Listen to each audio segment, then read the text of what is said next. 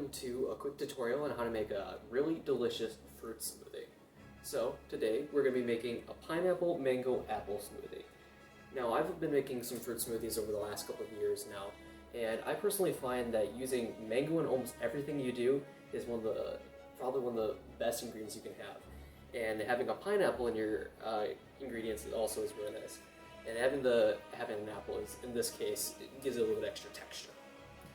So we have our pineapple, our mango, and our apple.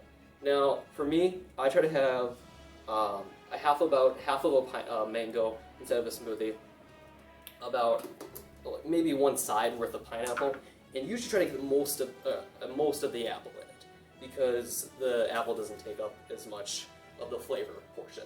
So that's what I like to do.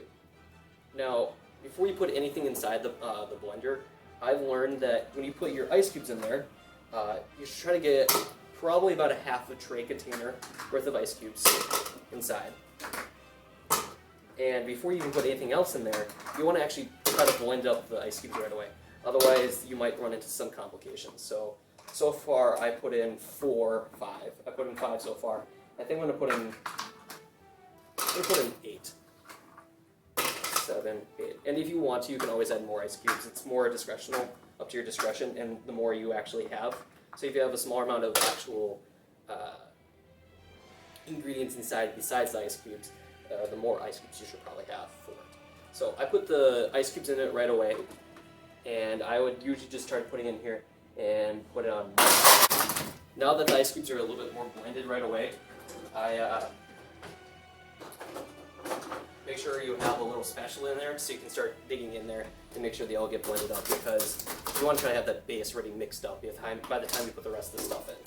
So before you put the actual fruit and everything else in, you also want to cut up some of the things so it makes it easier for the blender since you already have your knife out. So cutting all this up into little pieces here makes it a lot easier. So I'm going to put in about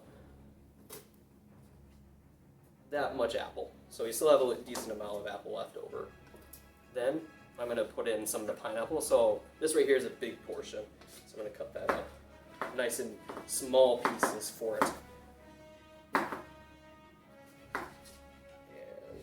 cut it up like half, like this.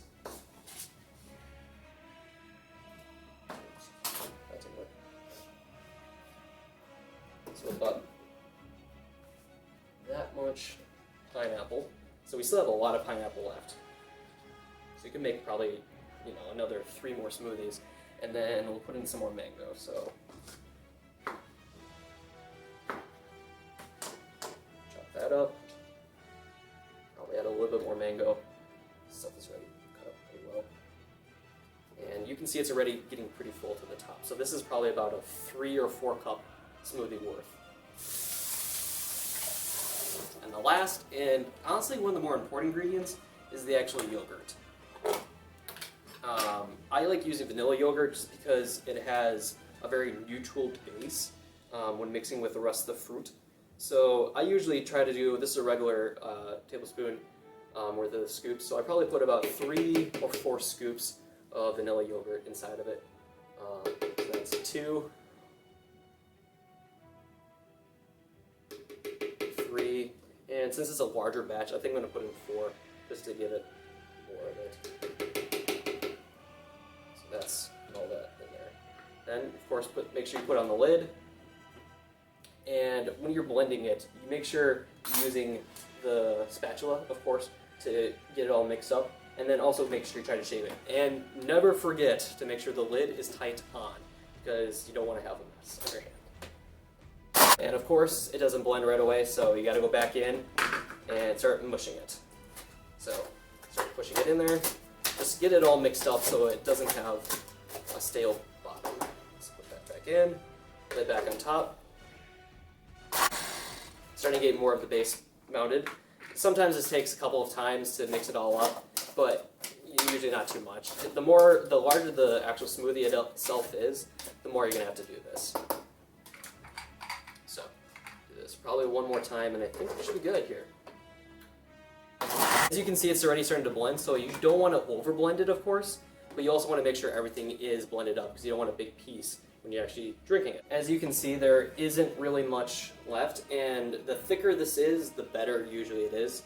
Usually don't want a really thin smoothie, but there are some people that do like the thinner smoothies. I usually like more of the thicker ones.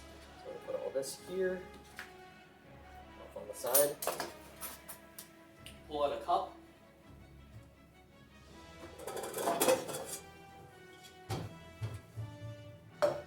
And let's try it out. I hope it turned out well.